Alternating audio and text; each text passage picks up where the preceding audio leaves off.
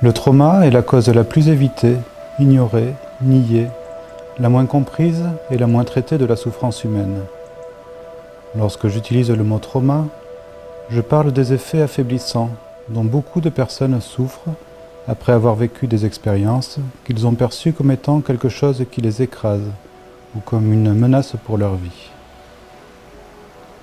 Ces derniers temps, le mot trauma est utilisé de façon peu précise pour faire référence au stress quotidien, comme lorsque nous disons « j'ai eu une journée traumatisante au travail ».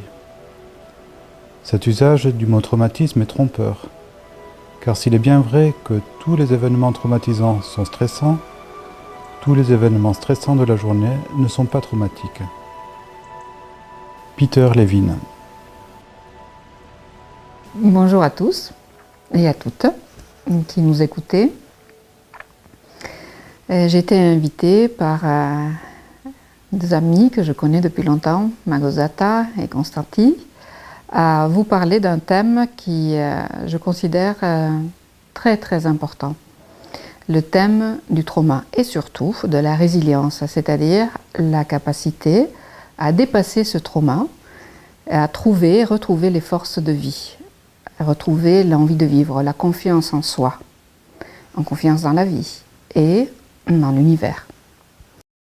On peut considérer une situation comme traumatisante lorsque nous avons vécu une situation où la personne a été dépassée, elle n'a pas trouvé un moyen de faire face à la situation. En même temps, elle s'est sentie impuissante. En même temps, elle s'est sentie complètement seule, donc déconnectée d'elle-même, puis des personnes. Une personne peut vivre un traumatisme en étant toute seule, mais en étant également en subissant des actes, des gestes ou des paroles d'une autre personne.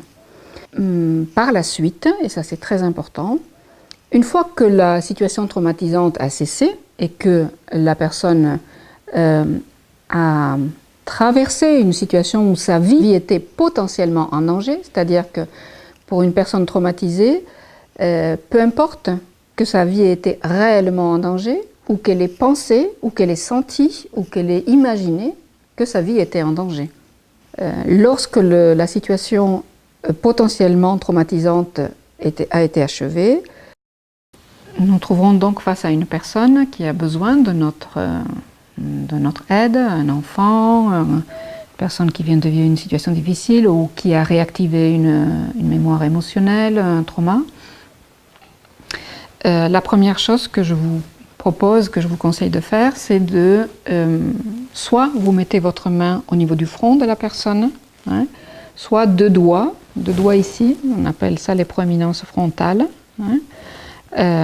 soit carrément la main sur le front. Et surtout vous demandez à la personne s'il veut un toucher léger, moyen ou fort.